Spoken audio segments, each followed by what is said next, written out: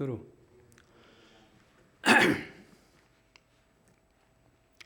प्रिय छात्रों, आज हम लोग समवेत रूप में उत्तर प्रदेश पात्रता परीक्षा में संस्कृत विषय के लिए हम लोग उपस्थित हुए हैं। संस्कृत विषय में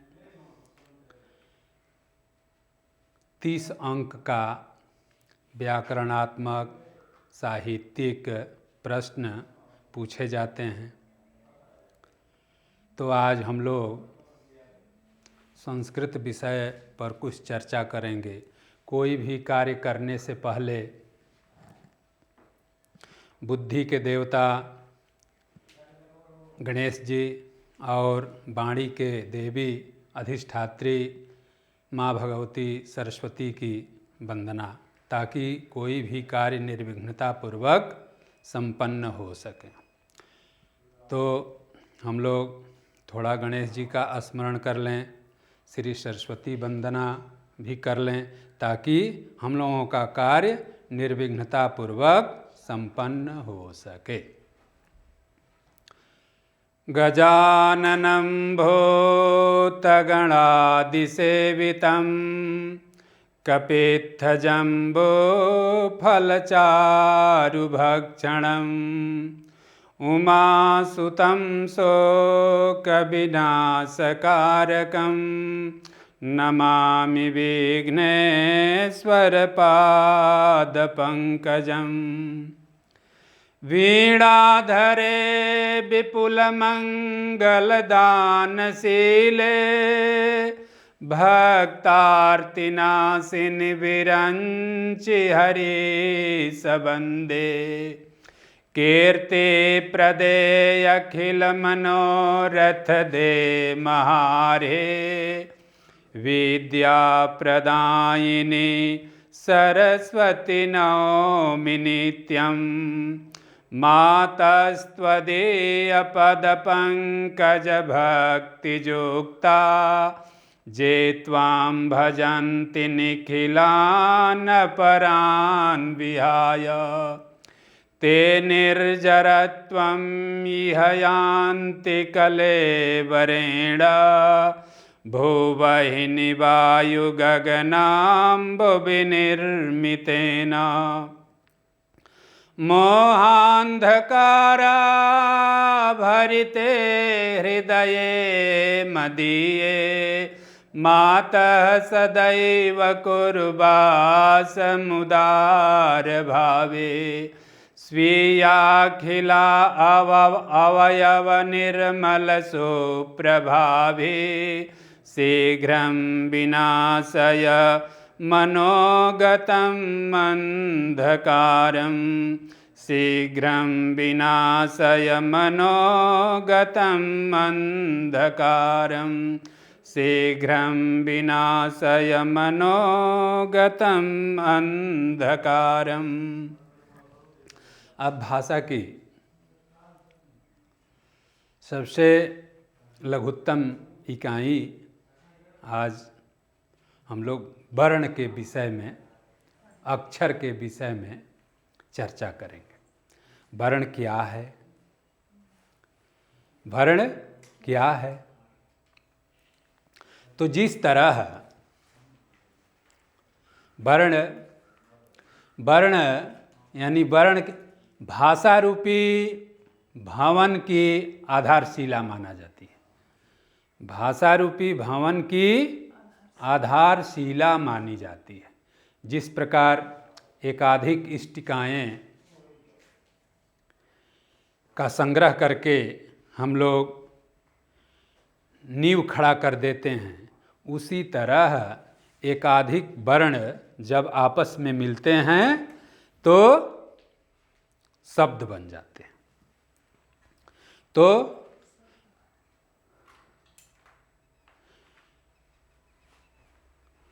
शब्द कैसे बनते हैं? तो वर्णों के मेल से, यानी वर्णानाम जोगेन शब्दा भवन्ति। वर्णानाम जोगेन शब्दा भवन्ति। यानी वर्णों के जोग से शब्द बनते हैं। अब वर्ण क्या है? तो वर्ण इस प्रकार जो लघुत्तम ध्वनि वर्णित हो या अभिव्यक्त हो वही वर्ण है। यानी जो सबसे लघुत्तम, सबसे सूक्ष्मतम ध्वनि जो हम लोगों से मुख से निकलती है वही वर्ण ध्वनि है। वर्ण को ही हम लोग अक्षर भी कहते हैं। वर्ण को हम लोग क्या कहते हैं? अक्षर भी कहते हैं। अक्षर का अर्थ क्या होता है? अक्षर का अर्थ होता है अ मने नहीं, अक्षर मने नाश। यानी जिसका नाश न हो वही अक्षर है।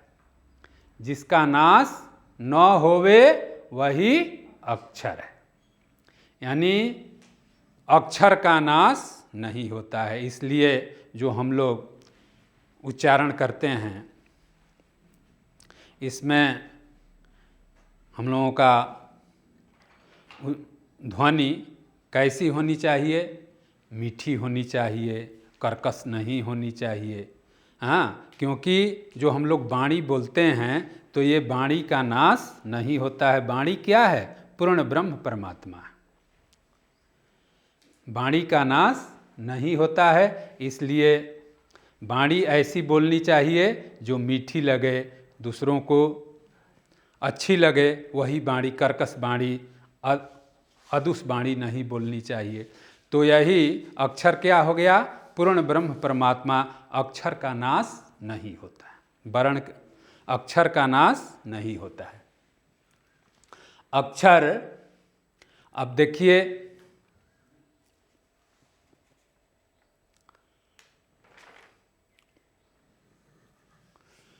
वर्ण और अक्षर में क्या अंतर है? वर्ण क्या है? वर्ण और अक्षर में क्या अंतर है? वर्ण ध्वनि का लिखित रूप होता है। वर्ण क्या होता है? ध्वनि का लिखित रूप होता है। और अक्षर अक्षर क्या होता है? उच्चारित रूप होता है। जैसे मान लीजिए एक शब्द हम लोग यहाँ करोति,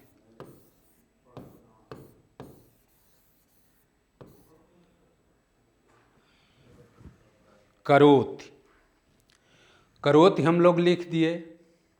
अब करोति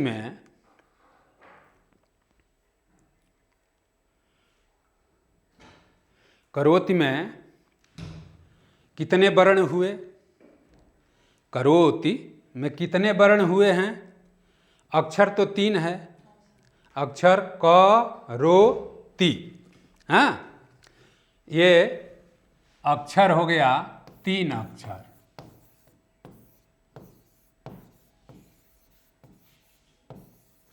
लेकिन वर्ण कितने हुए?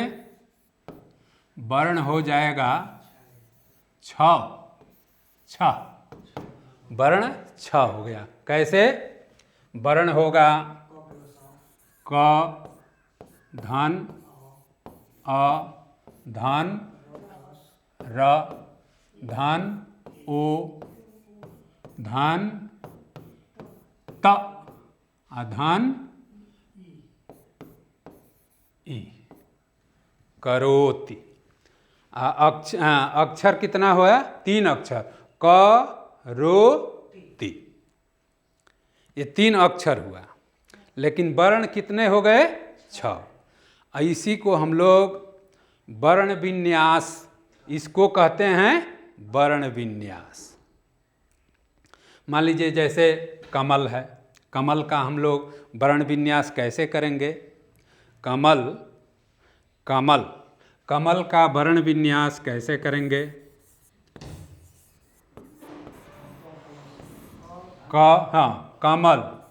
कमल का वर्ण विन्यास होगा क, धन, अ, धन, म।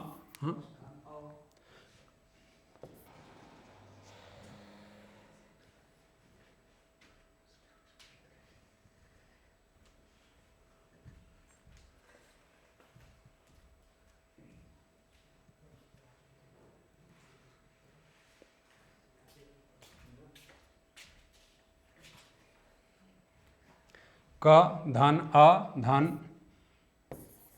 म धन अ धन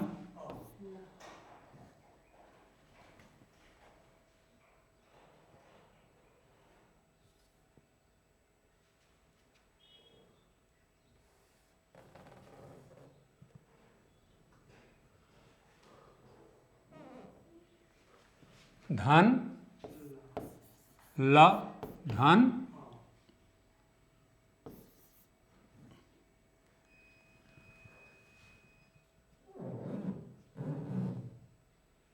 धन आ कमल। हाँ, जिसे किसी से पूछा जाए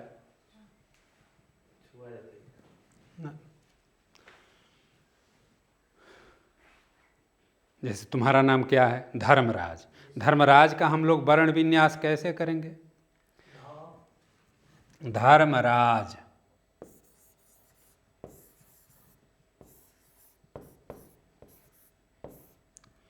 ध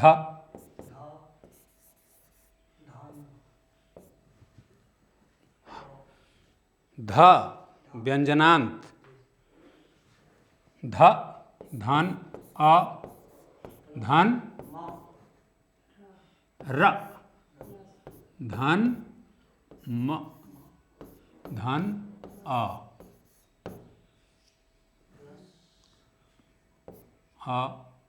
धन धन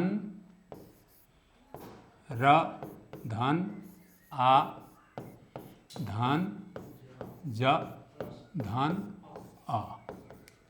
तो वर्ण विन्यास धर्मराज में 4 अक्षर हुआ, लेकिन वर्ण कितने हुए? अभी यहाँ से लेकर वहाँ तक वर्ण और अक्षर में यही अंतर है। वर्ण क्या है? लिखित रूप है, और अक्षर क्या है? उच्चरित रूप है। वर्ण क्या है? वर्ण लिखित रूप है और अक्षर उच्चरित रूप है। यहीं से दिक्कत हो जाती है।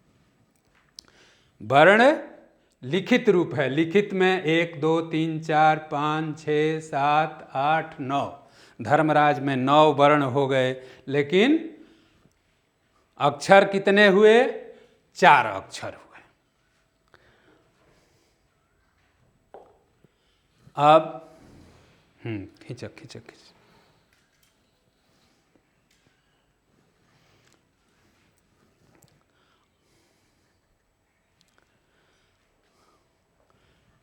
गणेश शब्द है।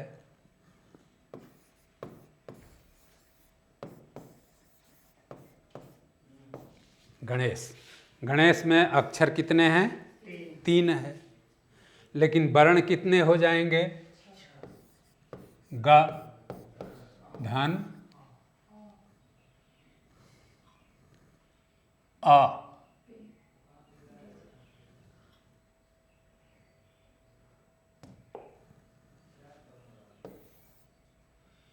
ग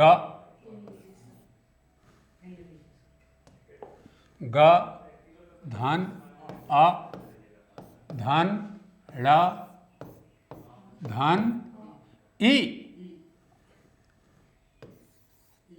ई ई में दीर्घ ई होगा। ई धन स धन धन आ। ये गणेश। वर्ण कितने हो गए? 6। अक्षर कितने हुए? 3। वर्ण कितने हुए? 6। तो अक्षर और वर्ण में यही अंतर है। अक्षर और वर्ण में यही मौलिक अंतर होता है। अब चलिए, वर्ण को हम लोग कितने भागों में विभक्त कर सकते हैं? वर्ण को 2 भागों में विभक्त किया जा सकता है। कौन कौन? हाँ, स्वर। वर्ण को हम लोग 2 भागों में व्यक्त कर सकते हैं। स्वर वर्ण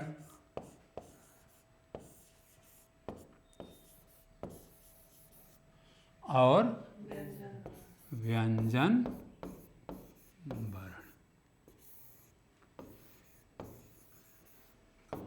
स्वर वर्ण और व्यंजन वर्ण।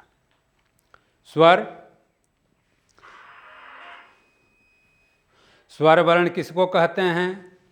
स्वर वर्ण स्वतः ध्वनित या उच्चरित होने वाले ध्वनि विशेष को क्या कहते हैं? स्वर वर्ण कहते हैं।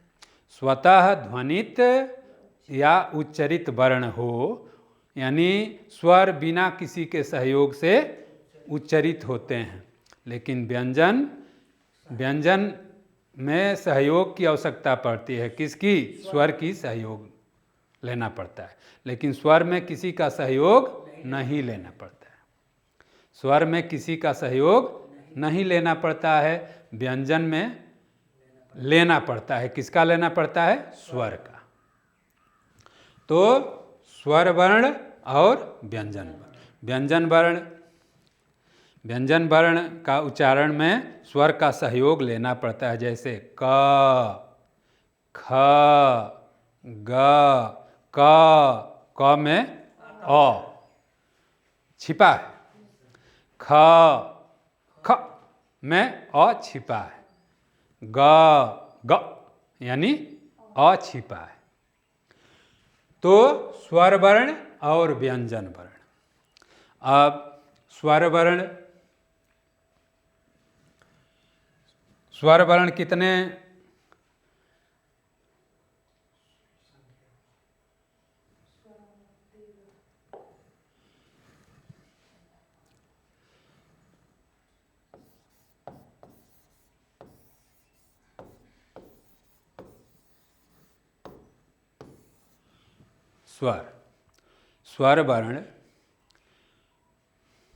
स्वर वर्ण को हम लोग स्वर वर्णों की संख्या स्वरा त्रयोदशाः भवन्ति। संस्कृत में स्वर 13।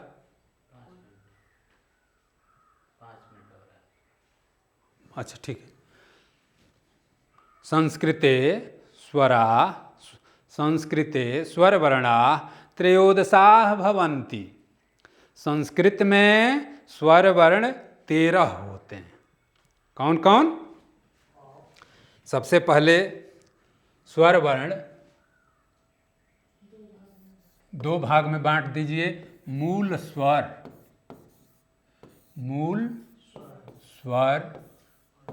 और दीर्घ स्वर कहिए या संयुक्त स्वर कहिए। दीर्घ स्वर या संयुक्त स्वर। मूल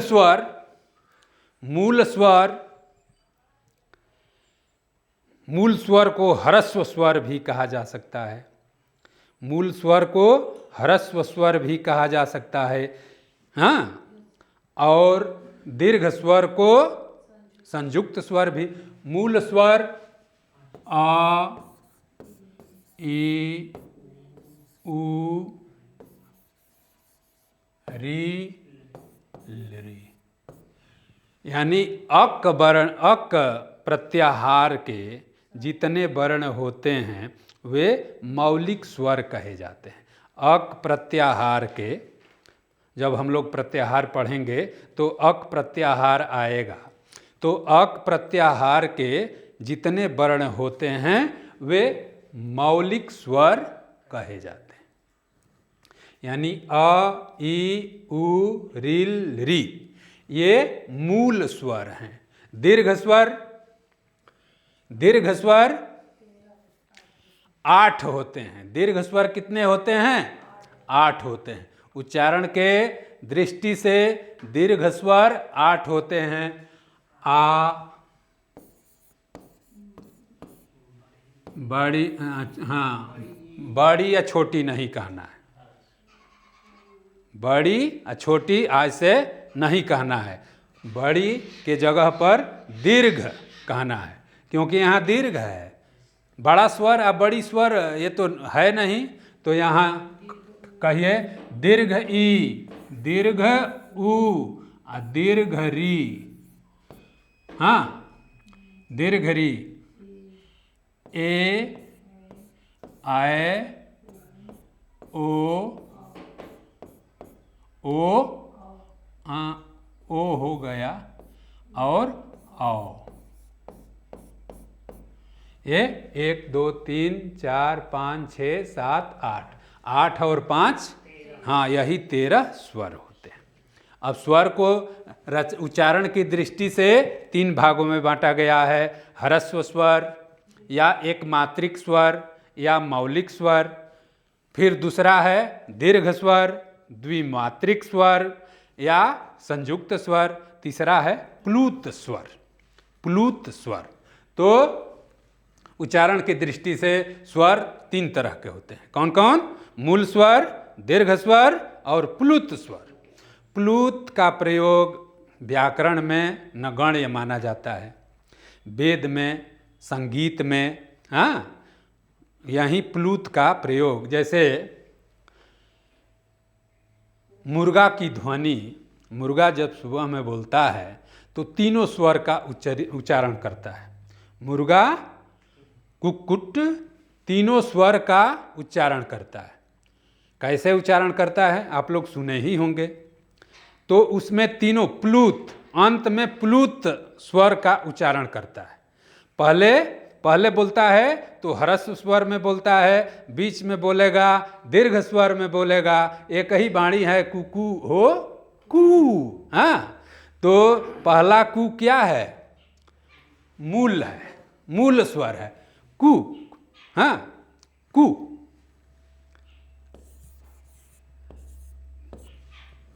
कू पहला उच्चारण क्या करता है, और दूसरा करेगा,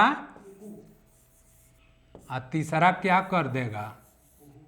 हाँ, 3 कर दीजिए। तो कुकू हो कू। हाँ, यानी पहला स्वर बोलेगा, पहला उच्चारण क्या करेगा? स्वर बोलेगा। दूसरा पहला मूल स्वर बोलेगा, दूसरा दीर्घ स्वर बोलेगा, और तीसरा वही प्लूत स्वर का उच्चारण कर देता है। यानी प्लूत में तो यही एक मात्रा भवेत ह्रस्वो, द्विमात्रा दीर्घ उच्यते, त्रिमात्रा प्लूतो ज्ञेयो, व्यंजनम च अर्धमात्रकम। हाँ, ह्रस्व स्वर में एक मात्रा का प्रयोग होता है। ह्रस्व स्वर में एक मात्रा का प्रयोग होता है। दीर्घ स्वर में 2 मात्रा का प्रयोग होता है। प्लूत स्वर में 3 मात्रा का प्रयोग होता है, और व्यंजन में आधा मात्रा का प्रयोग होता है। एक मात्रा भवेत ह्रस्व, द्विमात्रा दीर्घ उच्यते, त्रिमात्रा प्लूतो ज्ञेयो, व्यंजनम चार्धमात्रकम। एक ह्रस्व में 1 मात्रा का प्रयोग होता है, जैसे अ। दीर्घ में 2 मात्रा का प्रयोग होता है, जैसे आ। प्लूत में 3 मात्रा का प्रयोग होता है, जैसे मुर्गा का तीसरा ध्वनि कू। हाँ, तो अब रचना की दृष्टि से स्वर 3 तरह के होते हैं, मूल स्वर, दीर्घ स्वर, संयुक्त स्वर। अब मूल स्वर, मूले अवस्थिता स्वरा मूल स्वरा, मूले अवस्थिता स्वरा मूल स्वरा कथ्यन्ते। यानी अपने मूल अवस्थित रूप में, मूल रूप में स्थित स्वर मूल स्वर कहलाते हैं। अ ई उ रिल री, ये मूल स्वर है। दीर्घ स्वर यानी 2 समान स्वरों के मेल से निर्मित स्वर दीर्घ स्वर कहे जाते हैं, जैसे आ, ई, उ, री। ये मूल दीर्घ स्वर कहे जाते हैं। संयुक्त स्वर क्या हो गए? संयुक्त स्वर ए, ऐ, ओ, औ। ये हाँ, तो रचना की दृष्टि से स्वर कितने हो गए? मूल स्वर, दीर्घ स्वर और संयुक्त स्वर। अब व्यंजन,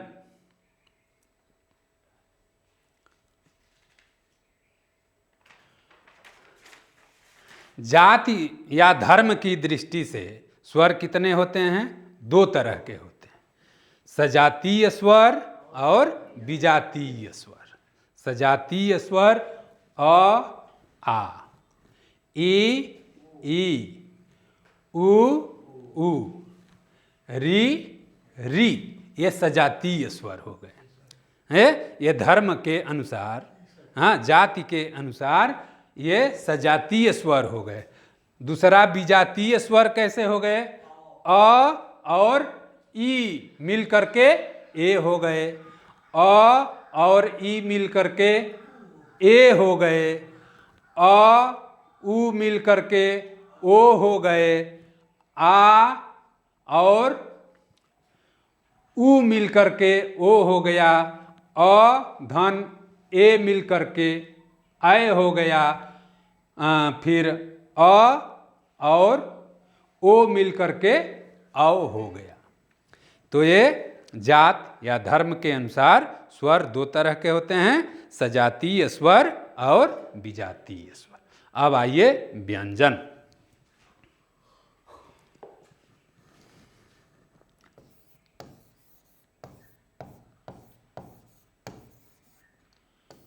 व्यंजन वर्ण। व्यंजन वर्ण परिभाषा तो पहले ही बता दी गई। व्यंजन वर्ण कितने तरह के होते हैं? व्यंजन वर्ण 33। हाँ, व्यंजन वर्ण 4 तरह के होते हैं। मूल रूप से तो 3 तरह के होते हैं, क्योंकि छत्र, ज्ञ वे संयुक्त व्यंजन के अंतर्गत आते हैं। व्यंजन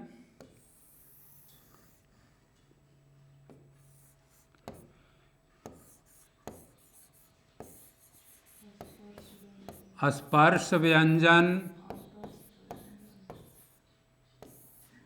अंतस्थ व्यंजन,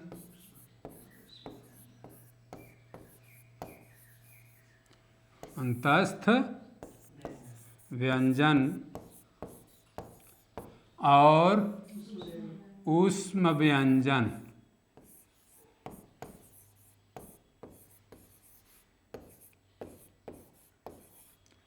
और चौथा मान लीजिए संयुक्त व्यंजन।